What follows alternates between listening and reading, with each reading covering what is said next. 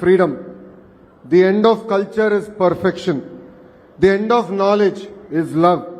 The end of education is character.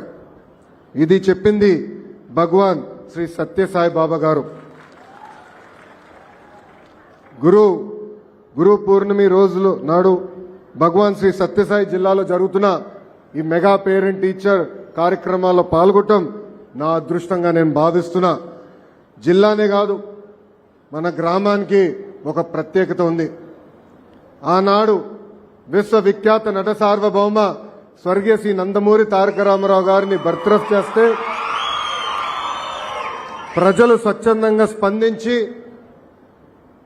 అది రాజ్యాంగం విరుద్ధం అని చెప్పి పోరాడి ఇద్దరు వాళ్ళ జీవితం కోల్పోయారు. మన గ్రామం, అది మన గ్రామ విశేషత.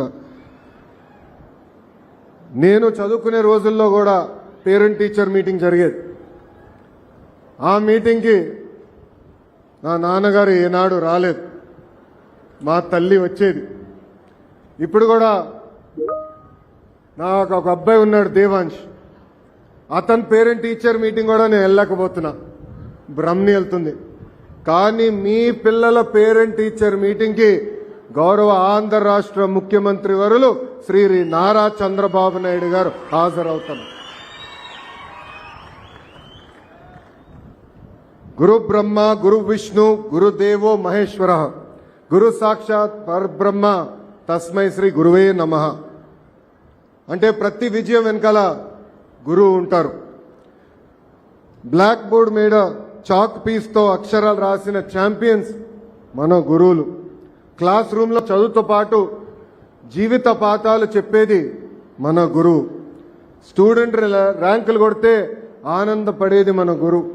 స్టూడెంట్కి ఉద్యోగాలు వస్తే గర్వంగా చెప్పేది మన గురువు.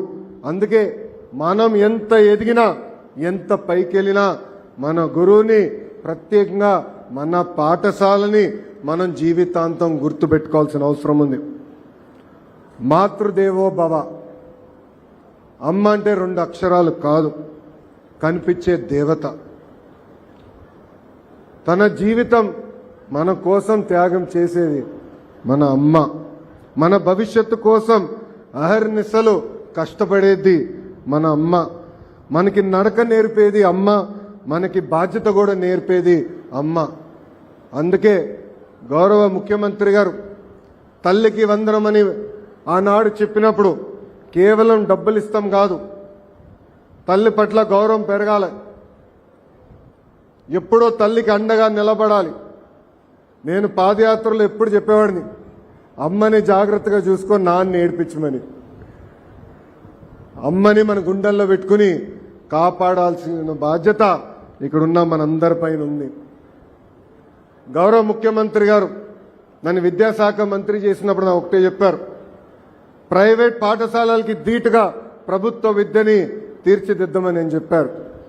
అందుకే మీరు చూస్తే ఎప్పుడు లేని విధంగా ఈరోజు అద్భుతమైన యూనిఫామ్లు మీకు అందజేశాం, పుస్తకాలు ఇచ్చాం.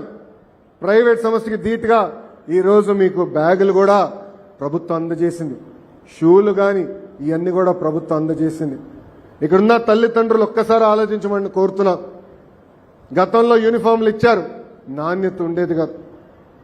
ఈరోజు మేము ఇచ్చిన యూనిఫామ్ అన్ని స్టడీ చేసి కొంచెం బయట ఎండగా ఉన్నా కూడా పిల్లలకి ఇబ్బంది ఉండకూడదు, ఎక్కువ చవంట పట్టకూడదని అద్భుతమైన ఫ్యాబ్రిక్ కూడా తెస్తాం జరిగింది.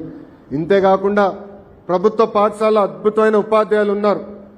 ప్రైవేట్ పాఠశాల కన్నా మెరుగైన క్వాలిఫికేషన్ ఉన్న ఉపాధ్యాయులు ప్రభుత్వ పాఠశాలలో ఈరోజు ఉండటం జరిగింది. మనందరం చూస్తున్నాం, బయట ఉన్న పాఠశాలలో బాయిలర్ కోడ్లాగా రూమ్లో కట్టేస్తారు. కానీ ప్రభుత్వ పాఠశాలలో ఈరోజు మీరు చూస్తే ఆటలు పాటలు యోగా కూడా నేర్పించాలనే నిర్ణయం మన ప్రభుత్వం తీసుకుంది. ఎప్పుడు లేని విధంగా 10th ఇంటర్లో కూడా ప్రభుత్వ పాఠశాలలో అద్భుతమైన రిజల్ట్స్ వస్తున్నాయి. మొన్నే షైనింగ్ స్టార్స్ అనే కార్యక్రమం ద్వారా నిరుపేద కుటుంబాలకు చెందిన పిల్లలకి మన ప్రభుత్వం ఆర్థిక సహాయమే కాదు వాళ్ళని గుర్తిస్తాం కూడా జరిగింది. నేను విద్యాశాఖ మంత్రి అయిన తర్వాత ఒకే ఒక నిర్ణయం తీసుకున్నా. ప్రభుత్వ పాఠశాలలో రాజకీయాలు ఉండవు, కేవలం పాఠాలే చెప్పాలి. లెర్నింగ్ అవుట్కమ్స్ పైన ఎక్కువ శ్రద్ధ పెట్టాలని చెప్పాను. అందుకే మీరు చూస్తే మేము ఇచ్చిన పుస్తకాల్లో కానివ్వండి, బెల్ట్లో కానివ్వండి, బ్యాగ్ పైన కానివ్వండి గౌరవ ముఖ్యమంత్రి గారి ఫోటో లేదు. రాజకీయ పార్టీల రంగులు లేవు. రాజకీయాల గేట్ బయటనే, పాఠశాల లోపల అడుగు పెట్టేదానికి లేదని మేము నిర్ణయం తీసుకుంటాం జరిగింది. భారతదేశంలో ఎప్పుడు జరిగిన విధంగా ఒకే రోజు రాష్ట్ర వ్యాప్తంగా ఒక పండుగ వాతావరణంలో ఈరోజు పేరెంట్ టీచర్ మీటింగ్ జరుగుతుంది. ఆంధ్ర రాష్ట్రంలో మీరు చూస్తే సుమారుగా 2.3 కోట్ల మంది ఈరోజు ఈ కార్యక్రమంలో పాల్గొంటున్నారు. ఈ కార్యక్రమంలో ఉపాధ్యాయులు, తల్లిదండ్రులు, అదేవిధంగా అధికారులు